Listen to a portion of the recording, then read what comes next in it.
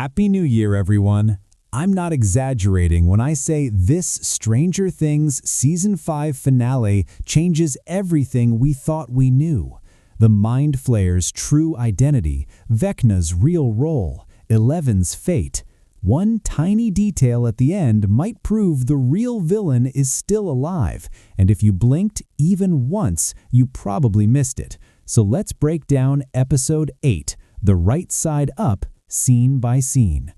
Welcome back, everyone. This is my full breakdown of Stranger Things Season 5, Episode 8, and honestly, this episode is dense. There are callbacks to Season 1, massive reveals, emotional endings, and enough unanswered questions that it will definitely take multiple rewatches to fully process.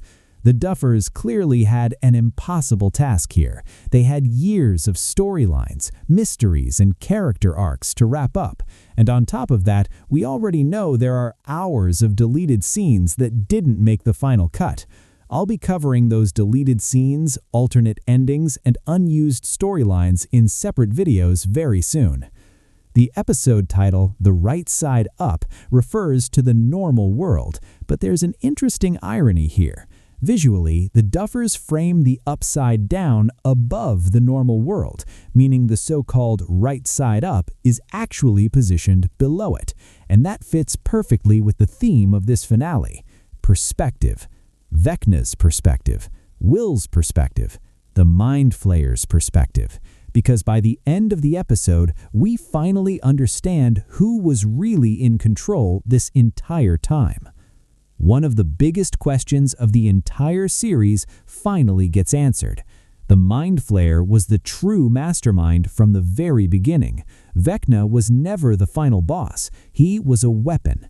The episode confirms that young Henry Creel was manipulated by the Mind Flayer long before he became Vecna. When Henry was trapped in the caves as a child, the Mind Flayer entered him, not metaphorically, but physically. That black, smoke-like entity, that's the Mind Flayer's true form. Vecna's body was never the villain itself. It was more like a control station, almost like a Death Star comparison. The Mind Flayer exists as an invading organism, entering hosts and bending them to its will. This also explains why the particles leave victims when they're disconnected, why Henry's powers appeared suddenly, why the Upside Down behaves like a consumed, dead dimension. The Mind Flayer isn't just evil, it's a multiversal parasite, moving from world to world, absorbing everything.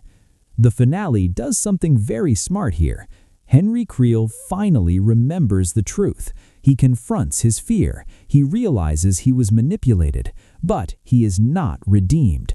This is not a Darth Vader moment where everything is forgiven. Vecna still committed horrific acts, and the show makes it clear, understanding his pain does not erase his crimes. The Mind Flayer may be the Emperor, but Vecna still chose violence. Yes, the Flesh Castle is confirmed as the Mind Flayer's physical body. That massive spider-like structure rising from the earth, that's the true monster. This also explains Henry's obsession with spiders as a child. His drawings weren't random, they were memories leaking through manipulation. The only true permanent death in the finale is Kali. She dies protecting 11, and surprisingly, she never betrays the group. Instead, she gives 11 a chance at something impossible, a normal life. Kali creates one final illusion, making it appear that 11 sacrifices herself. The military believes 11 is dead, but we hear a heartbeat, and that heartbeat changes everything. Here's the detail that should make you uncomfortable. Henry got powers from the Mind Flayer. 11 got powers from Henry's blood. We never see the particles leave 11. So the question remains, is the Mind Flayer truly gone, or just dormant? Tell me what you think in the comments. The finale jumps forward to 1989. The kids graduate, life moves forward, but the bonds remain. Highlights: Dustin becomes valedictorian. Steve stays in Hawkins, coaching baseball and teaching.